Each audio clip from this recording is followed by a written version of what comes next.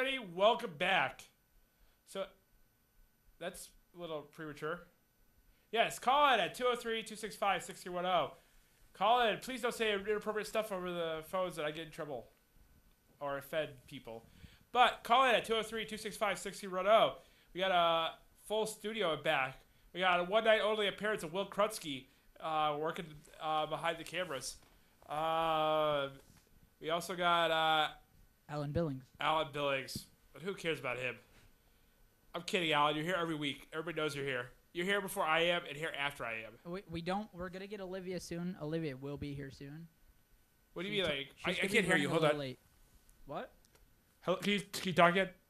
Okay. Olivia said she's going to be running a little late. Alex is in the back as well. We got Alex. We got Alex. Alex is great help. And we got Mike. Mike's still here. Mike's probably going to leave at some point, but he's here right now. He's fixing the cameras. So we have like a full crew today. It's really impressive. Like, we don't really have this many people. Like, usually it's just me, Alan, and Alex, maybe Olivia. But back in the old days, it was just me and Will Krutsky just sitting down in front of the camera. Back in the good old days. So, Alan, have you been following me on Facebook? Have I been following you? Yes. Not really. Why have you been following me on Facebook? Everybody can follow me. I have my set up so you can follow. I think I'm following Tyman on tap. Oh, you know what? I am following you on Facebook because otherwise I wouldn't have known that about your weight thing. Yeah. So yeah, guys. We're gonna do an editing segment, Alan. So this is all up to you because you're gonna have to do this because you're the producer. You have to go and get every picture of Joe over the past year and a half, and we're gonna show my weight loss on television. Okay, I'll get the intern to do it. Who's our intern? Exactly. Alan, you talk to college kids. By the way, all right.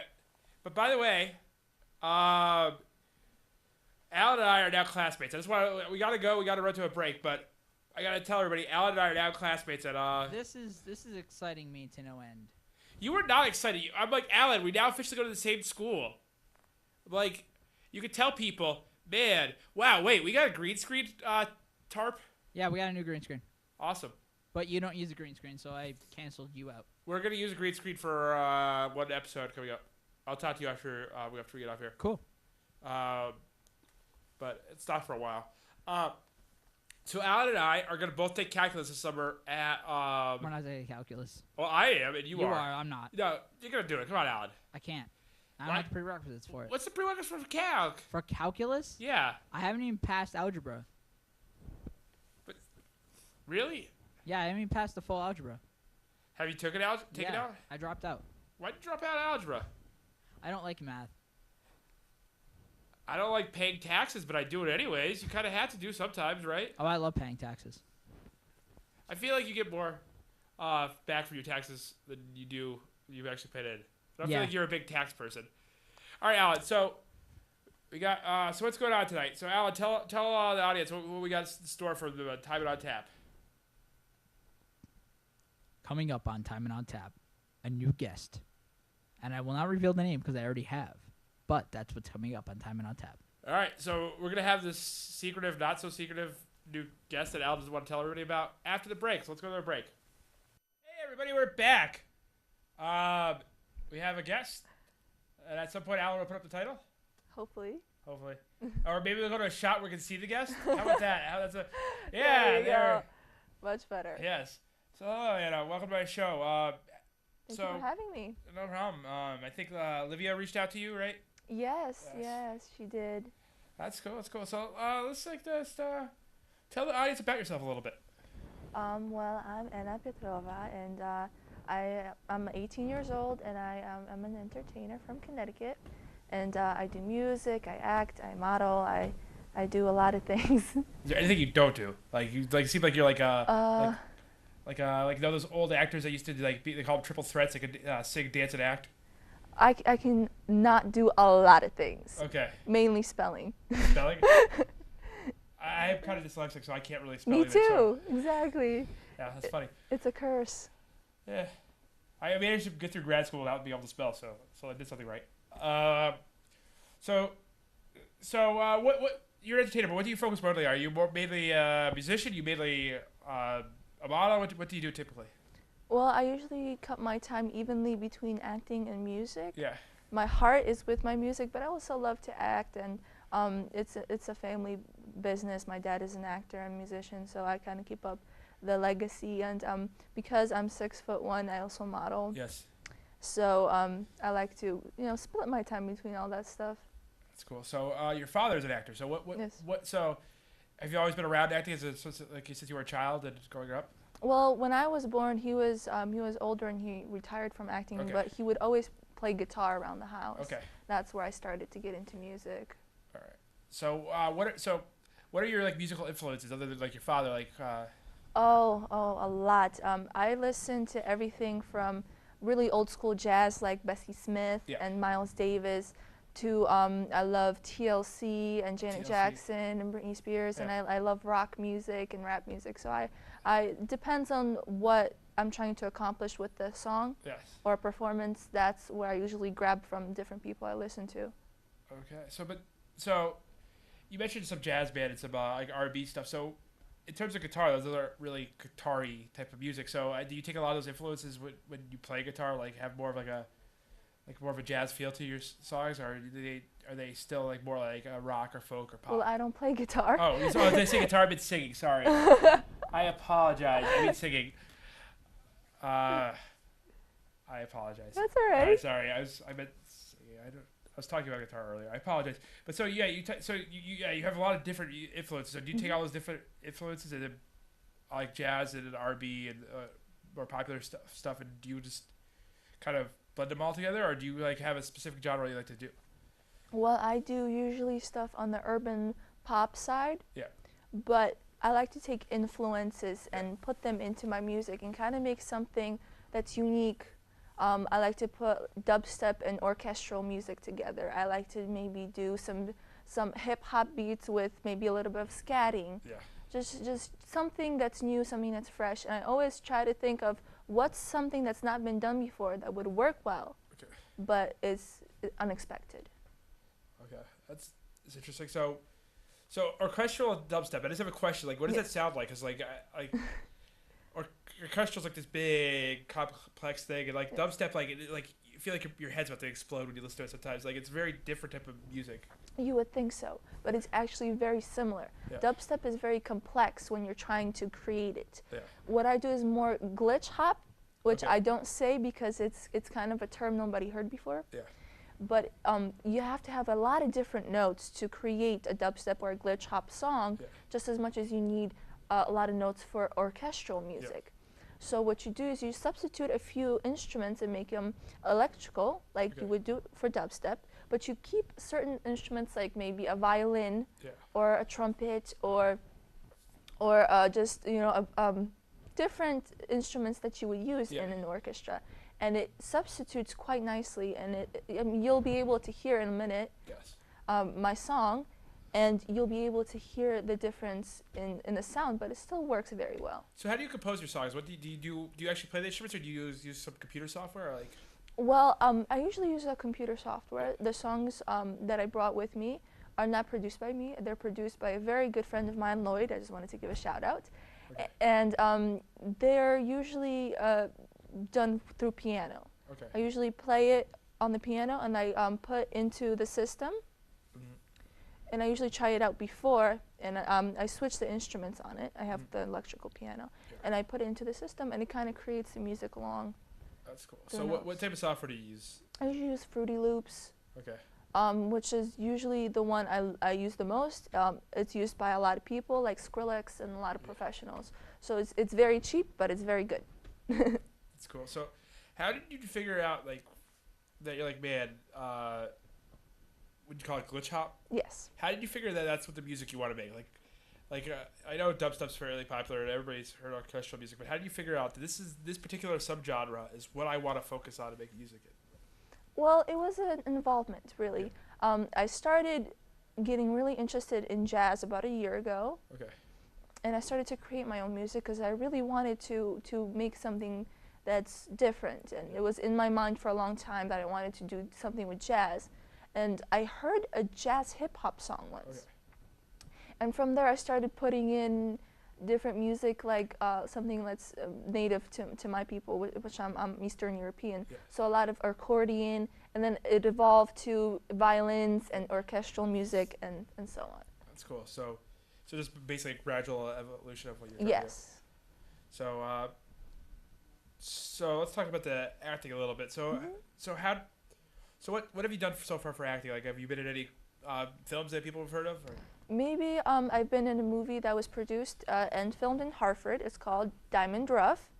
They had a big premiere in September, I believe. Okay. I also was in a few preview productions. One is called FatherWorks, and it was for the FatherWorks program, actually promoting their help to teenage fathers. That was bad. That's all right. And it's live TV, people. Yeah. And that was very well and very fun. I also am shooting a secret project, which I can't talk much about, but it's about Hartford and corruption. And Hartford's an excellent place to talk about corruption. oh yes, yes. I actually heard it's the 4th most dangerous city in America. I don't know if Hartford's the 4th, but New Haven is the 3rd. I live in New Haven. Actually, it's the 1st now. I saw it on Huffington Post. But it's not actually. But yeah, Bridgeport, New Bridgeport. Haven, and Hartford. As somebody that lives in New Haven, it's not actually that violent. It's just, it's only in certain neighborhoods you don't want to be in. Of course. But like, I live in a very safe neighborhood. It's like, I had my cell phone stolen from me. I was walking my dog, and somebody ran up and grabbed it. But other than that, I've not had any issues with crime in New Haven. I mean, definitely. You just have to stay away from the wrong places. You can be in New York, and you don't have to be in Bed-Stuy. Yeah. You know. New York is generally a pretty safe place. I feel. I mean, I feel at times like I love New Haven, and I'm a big proponent of New Haven, and I'm very involved in the community. But there's some I feel overall New York is much safer than New Haven, even though I don't think New Haven is that dangerous of a place. I feel like there's a lot more cops and like a lot more like policing done there than there is in New Haven. It is. I always feel very at home in New York. Yes, like you're a little older or younger than me, but when I was a kid, Times Square was not a place you would want to go. Like, you got pickpocketed, you got mugged. Oh. It was not fun. Will Krusky could attest to. As a kid, New York was not a fun place to go to. It was before when Giuliani took over. He started changing the element there. But there was a period of time in New York City in different neighborhoods where it was Like, in Times Square was bad too. Yeah. In Central Park, you wouldn't go in. In the mid-90s, up until the mid-90s. Yeah. But it's changed a lot. Yeah. Oh, that's good. I love Times Square. Yes. Yeah. Now it's just filled with all those people dressed like Muppets saying anti-Semitic stuff. Oh, jeez. You didn't hear about the elbow that was saying like anti-Semitic stuff to children? No. Yeah, it was kind of a big deal. Well.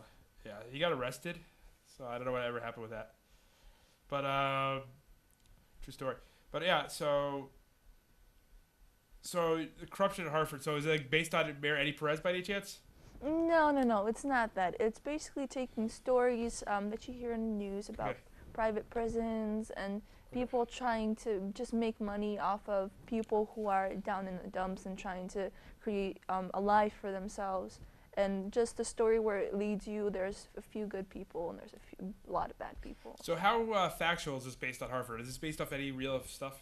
They're not necessarily Hartford, but events that occurred in this area in the north. There's a few cases, real like murderers, and that are kind of portrayed in this, but they're not accurately portrayed. They're kind of skewed to fit the story that we're trying to convey. But it's a very interesting format, and I actually love it. Okay, so is it a movie or is it a TV show? What's the actual format of it? Well, it's hopefully going to be a TV show, but again, I can't really say too much. Okay, all right. So I mean, music you can record by yourself, and if you're interested in music, you perform music. But acting, you need like some sort of driver, some sort of channel to like display it. How do you go about finding acting projects? Well, for people who don't have an agency that they're signed to, and don't have an agent, you can always go on Craigslist and look under talent and see if anybody's casting. But I'm assigned to John Casablancas, shout out to Tina, and I'll look at different auditions. They'll send me whoever is casting, and I'll go to the audition. If I get it, they call me back, and that's how I do it. That's cool. Will has an agency. What's your agency? It's not cool enough to be mentioned. Okay. You shouldn't say that. Now they won't get you jobs. I don't mean them. Wow. He's on his way to becoming a union actor. Oh, really? That's good. Very good. He can. We have a zombie alert. Oh no. Yeah, he. I mean, he's like, he could. There's not too many Moroccans around that want to act. So when they need to cast one, he gets like a leg up. I mean, there's a lot of people who are not. So. Oh. Like so I mean so all right so do you perform live when you perform your music? Yes, I do perform live. Okay. I have a few open mic nights coming up where I'm going to perform my music that I just finished at the studio. So I'm really excited about that. And I don't know the exact address. What city? It's in New Britain, where I'm from, and it's going to be at Bobby's Cafe. Okay. But I don't know the address, so I apologize. That's so is it like a regular open mic night or? Yeah, it's a regular open night. It's just to promote artistry, and everybody can come up. You don't have to sing. You can just come up and play, or you can say a poem or rap or whatever you want to present to people to see and to get your confidence up with performing in front of people. So do you so your music's obviously heavily produced, right? So how does that translate when you perform live? Do you? Well, I usually would take the instrumental with me. Okay. Because number one is always music, and I always select the songs that would fit the instrumental. Yeah. I always write the lyrics second. Mm-hmm. So I always take the tape with me, or the CD, I guess, and I play it. My voice is never altered. Okay. Ever. I don't do auto-tune. Sometimes there's a slight reverb just for artistic effects, but it's never altered. Okay. No pedals, nothing like that? No. That's cool. So when you record, do you ever do things like two channels, like with your voice? So you'll record it, you'll sing it once, then you'll sing it again, then you put the two channels together? Oh, yes. I do harmonies on the choruses usually. Just to try to even out the sound. Yeah. But if I do want to perform with those harmonies, I'll usually get somebody to sing with me.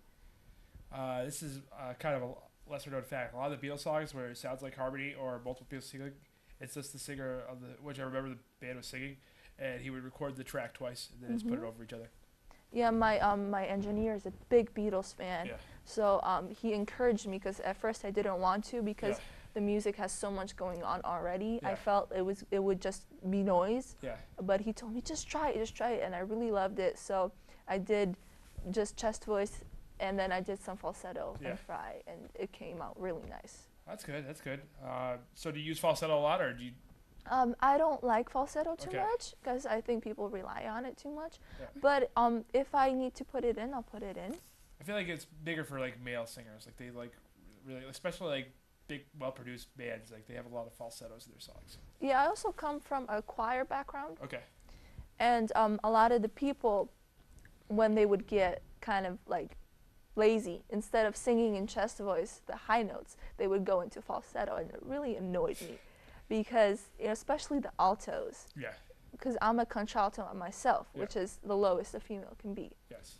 And they would always raise their voice, and to me it's almost like denying who you are as a musician, as a singer. So I disliked the falsetto before. I've grown to like it, because when you're tired with your voice, you have to use falsetto. Yeah. But I usually prefer to sing low. So if you're performing live, you said you get tired, you perform falsetto. So do you do like arrange your songs in such a pattern that like you do your like falsetto stuff towards the end, or like would? Usually I keep it the same as it is on the track, and I'll put in the falsetto if there's a weak moment. Yeah. But I will sing it live. I don't dislike it. Yeah. I used to dislike. I'll still sing it. Yeah. I'm fine with it. I'm just not gonna rely on it. I'm not Justin Timberlake. Okay. All right. So I think we're gonna take a PSA break, and then we're gonna. I think we have a clip of your music that we're playing. Or? Mm-hmm. So Alan, are we ready for a PSA break?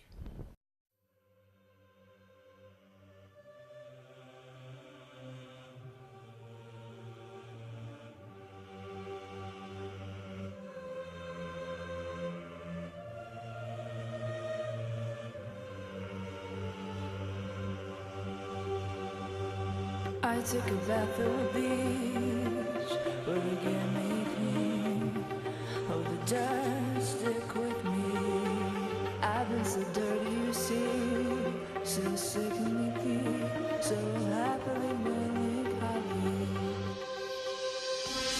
'Cause the times are corrected, shadows in my skin, blood dripping sin, what a losing win.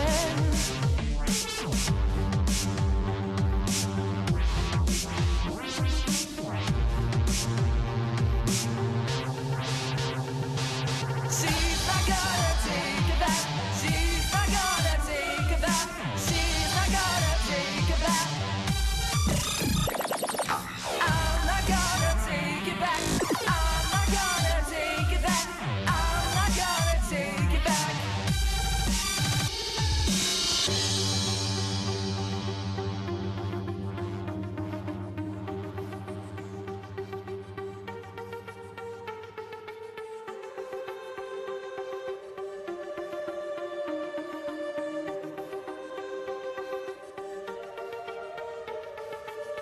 Don't know what she's tingling, feeling nothing but everything. Seeing my clothes like blinking. She's not gonna take it back. She's not gonna take it back. She's not gonna take it back. I'm not gonna take it back. I'm not gonna take it back. I'm not gonna take it back.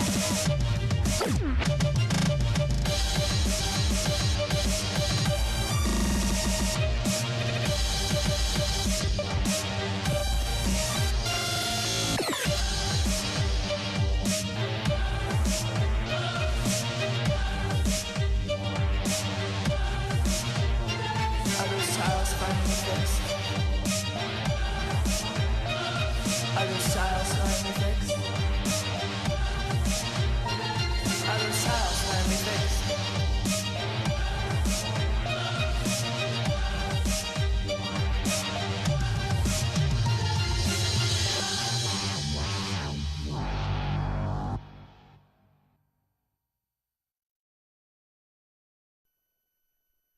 Everybody, we're back.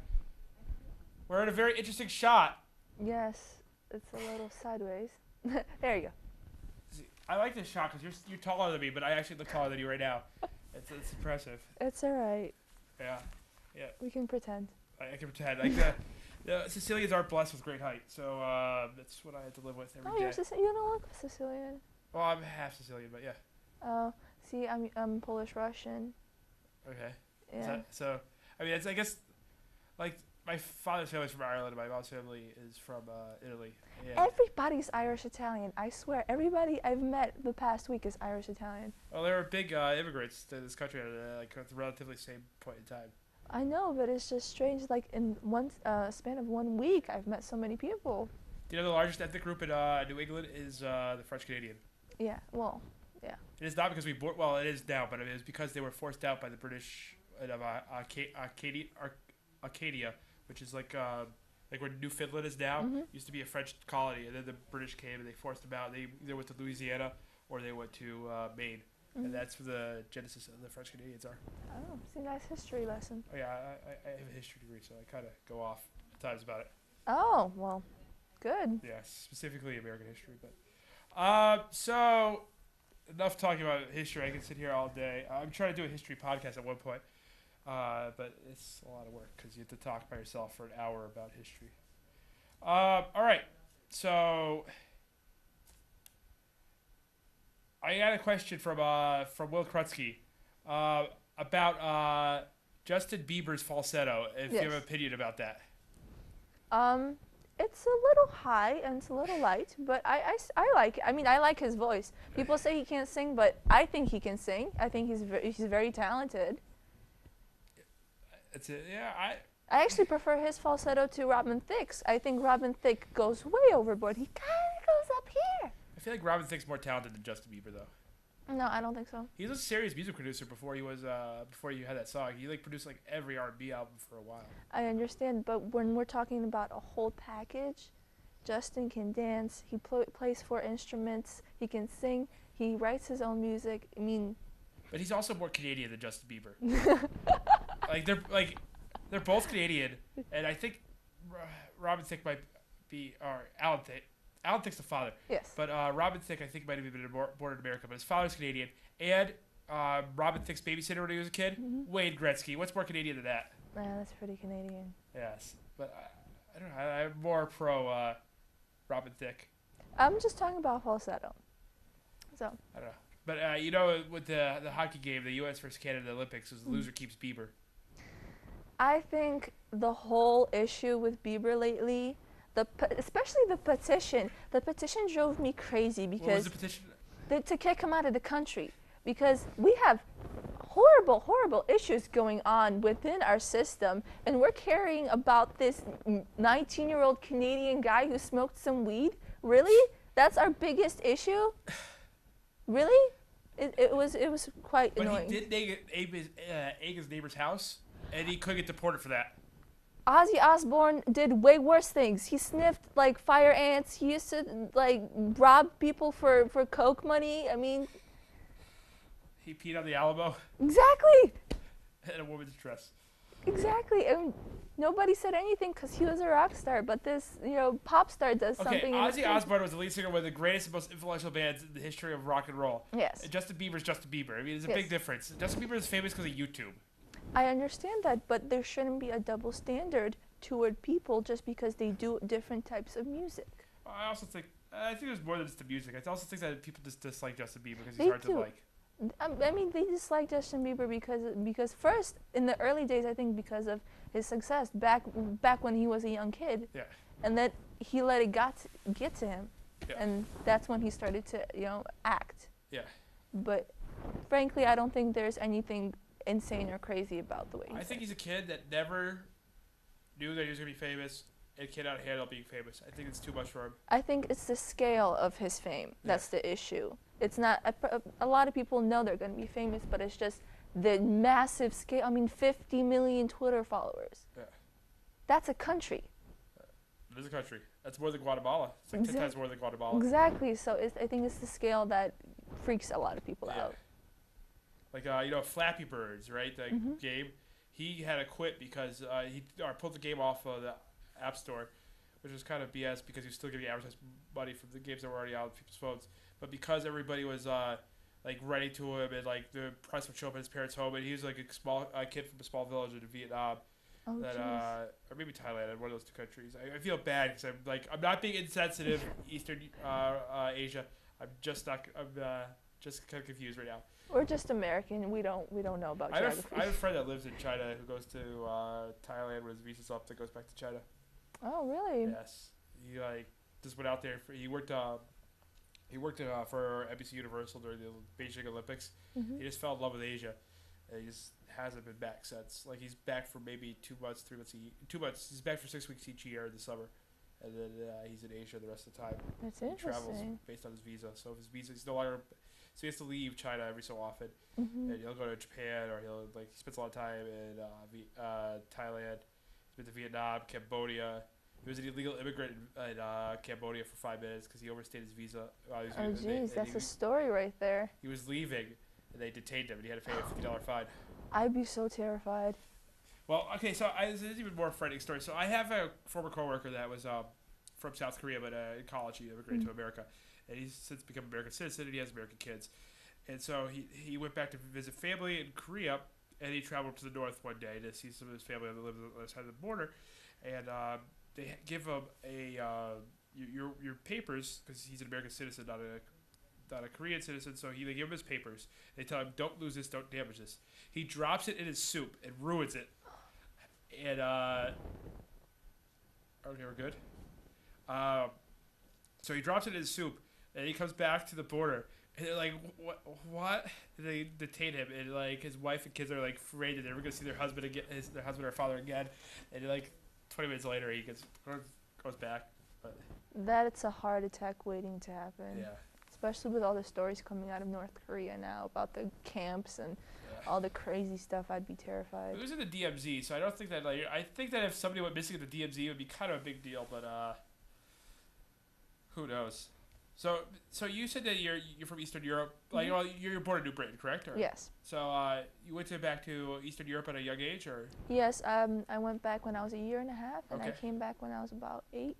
Okay, so where in Eastern Europe were you? Well, I It's a stayed. big plat of land. Well, I understand that. I stayed with my mom Okay. in Poland, Okay. in the southern Poland around Kraków, or Krakow, as Americans call it. Where the Pope was from? Yes, very close. About an hour and a half from there. Okay. And that's where I spent much of my formative years. Okay. Then you came back to the States when you were 8 years old? Mm-hmm. Back to New Britain? Back to New Britain and adjusted, because it's a big shock. You don't think it's a big shock, but it really is. It's just the culture is different, and the language, obviously. I've forgotten much of English, so I had to relearn English. I had to adjust to the culture. It took me a while, but I think I'm pretty much adjusted now.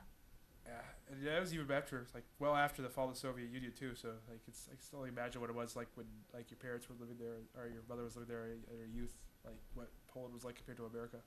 Well, she left before it fell, I think, and she came back after. But I don't know if you know. it wasn't as bad as people make it out to be, and Poland wasn't under the Soviet Union. Well, it was an independent country. It was, but it was part of the Warsaw Pact. It was heavily. Yeah, but we had our own, you know. Well, it's like saying, like, America and Britain they're two separate countries, but their foreign policy is typically the same. Exactly. So, can you speak Russian? Very little, very, very little, because my dad speaks Polish to me for some reason, and I only know a few words, but. That's funny. So your middle initial is an F. So Yes. because you have your father's Russian, I have to ask. So is that F as in like the Russian F, which is TH, or is it F as in the Latin F that's an actual F? It's a Latin F. Okay. I'm named after the Saint Faustina, or Faustina in English. Okay. She's a saint from around the same area where we're from, and there's a whole story about how I got that name. That's cool. It's a long story, that's why I don't want to say. Okay. Well, here's something interesting. Coincidentally, I'm born on September 29th, which is the feast of Saint Michael, and my middle name is Michael. So. Oh. But I was not named the Archangel. I just happened to fall that. Very interesting. Yeah, it is interesting. Yes. And my confirmation name is Ignatius. So. My confirmation name is Serafina. Okay. That's cool. What was she a saint of? She's a saint of people in pain. Okay. There was a story. She had ailments all her life, and at one point, she fell so ill she laid down on a table. Yeah. And she couldn't move because she was paralyzed, and she laid there for like 10 years. Mm-hmm. And eventually, like, rats ate through the table, and she was like pretty much, you know.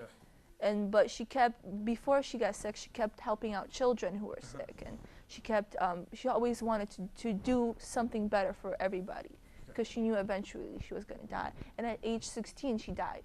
Whoa. And when she died, they lifted her off the table, and there was flowers underneath. Wow. So I was 16 when I got confirmed, and it was an interesting story and a different name. So you picked somebody who died at the age you were when you picked their name. Yes. I feel like it's a little bit like morbid. A little bit, but it was just a new life, you know. The death of a person usually is thought of in the West as an end to something. Yeah. But in the East, a lot of people think it's a new beginning. Yeah. So I felt like now that I'm coming into my adulthood, I need to start on a new and fresh way. So I thought, why not this way? Okay. I think we're going to have a clip of your music that we can describe it. I don't know if we're going to be able to hear it because I don't know if the monitors work properly, but they'll be able to hear it on television. Okay. Okay, can we play it, Alan? Hey, Bills. We're getting thumbs up, but all I see is my hand. Okay. Is it so? It's playing right now?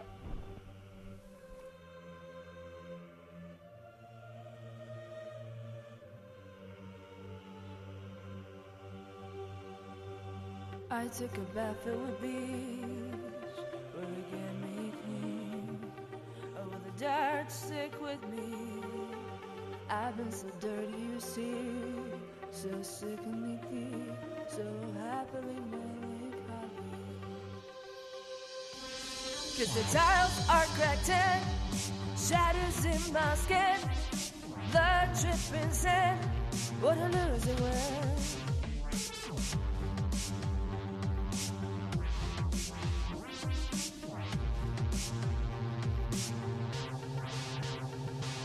She's not gonna take it back. She's not gonna take it back. She's not gonna take it back. I'm not gonna take it back. I'm not gonna take it back. I'm not gonna take it back.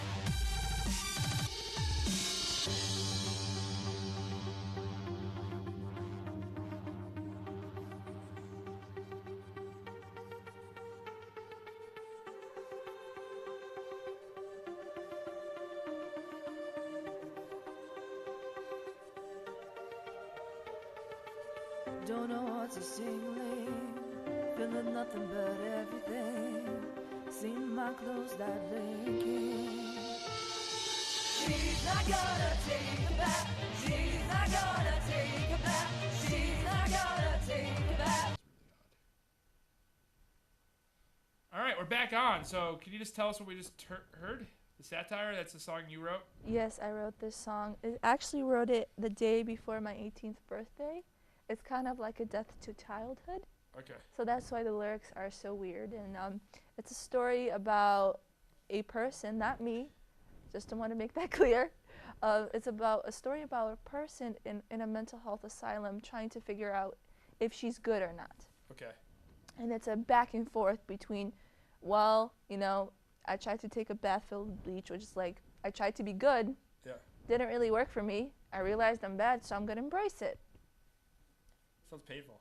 It is painful, but, you know, it's a story that needs to be said because a lot of people are that way. Do you know that's a song by James Taylor, Fire and Rain, or yeah, I think it's Fire and Rain. It's about his experience at a mental health hospital. Oh. It's about him being electroshock therapy.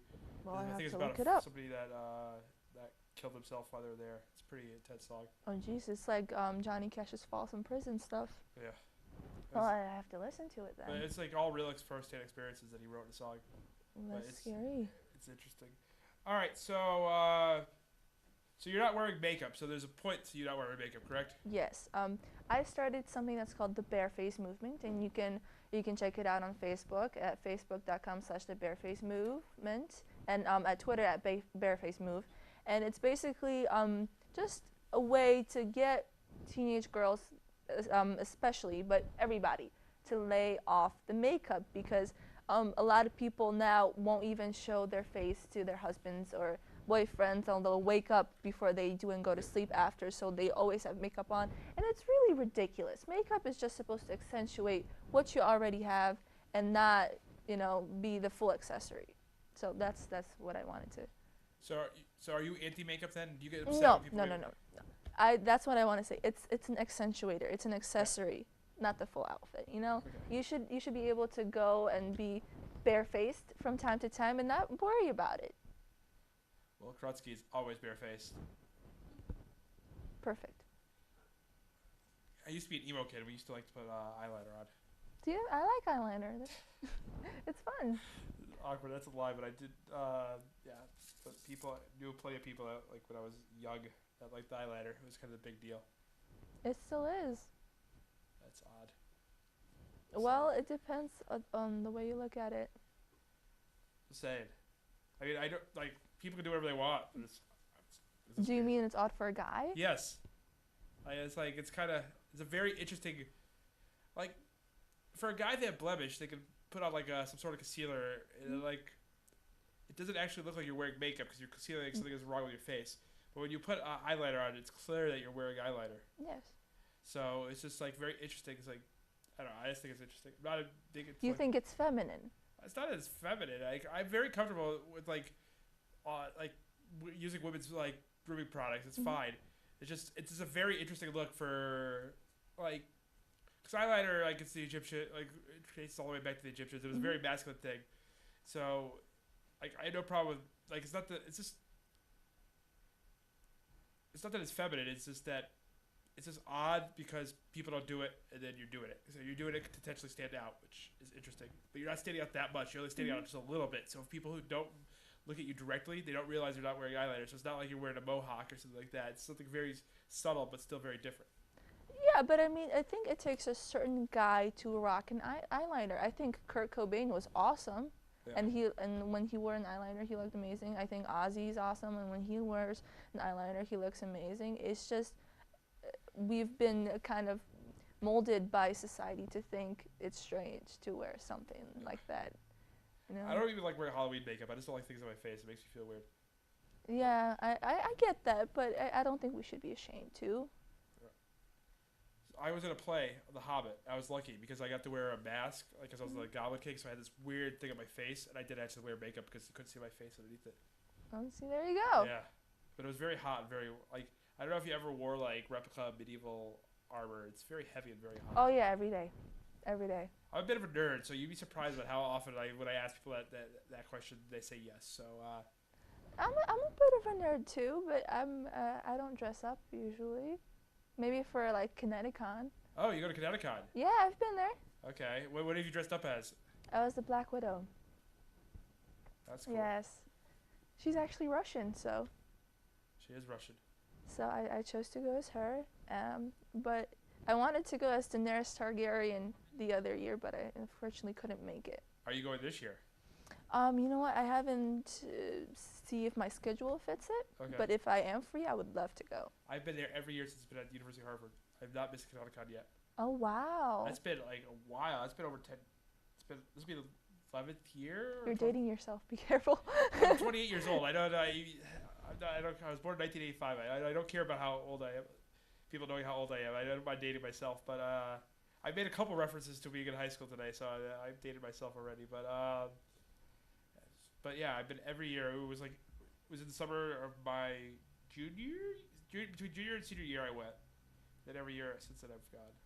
And then like it used to be like getting a ride for my mom and getting dropped off there. Because I grew up north of Hartford, like 20 minutes north of Hartford. So I used to get a ride and ride back at night. Then eventually like I had a car, then I moved and whatever. So it's been like an evolution of like going there. Like you see it grow and like it keeps getting bigger and bigger and bigger. Mm-hmm. And I remember the second year I went there was at U-Heart. And like you had your badge, but they didn't have enough people checking the badges, so you could just walk in anywhere. That's nice. So if you go to ConnectiCon, do you always cosplay or do you ever go as yourself? No, I want to dress up. I want to get into the game. You know, I play along. When they play that sleeping song from Pokemon, I fall to the ground like everybody else. And I have never done that. In 11 years ago in Connecticut, I have never fallen to the ground. You have to. It's a part of the whole game. There's a game like people fall to the ground. This is news to me. You haven't seen it? No. They play that sleeping song that the small Pokemon always sings that Misty had, I believe. Yeah, and everybody just drops. I'll have to pay attention to that next time at ConnectiCon. Which is in a few months from now. 4 months? I believe it's in May usually. No, it's in July. Oh, July. May's usually, I don't know what's May. I know PAX is in April. Anime Boston is coming up after PAX. Yeah. There's Otakon in 2 weeks after ConnectiCon. They're all usually on the same schedule, so if you know when one is, you can just like know how many weeks away the other one is. Mm-hmm. There's ConnectiCon. No, ConCon is this weekend, which is like ConnectiCon, but it's different, it's smaller. Mm. Now there's like a bunch of cons in Connecticut. We stopped me when I was younger. All right, so we got a couple minutes left. So we did talk about the second song that played.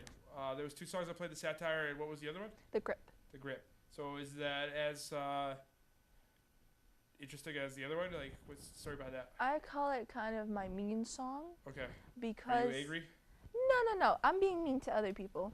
It's a song about willpower. That's why I call it The Grip. Yeah. And it's just about, I see a lot of people, especially my age, who complain and have meltdowns over very, very little things. Yeah. And it's just like, you're gonna, especially when you're trying to do what I'm trying to do and achieve what I want to achieve, a lot of people just turn away because, you know, oh, something happened and I'm not gonna do it anymore. Or this happened, my boyfriend broke up with me, so I'm not gonna ever do what I love to do anymore. So you got to have the willpower to continue. All right. Well, speaking of willpower, Will Krusky's wrapping us up, so I think we have to go. But thanks for coming on. Thank you very much for having me. We'll edit in all the notes where to go see your stuff, your Twitter, your Facebook, and people will be able to follow you. Awesome. Thank you very much. Thank you.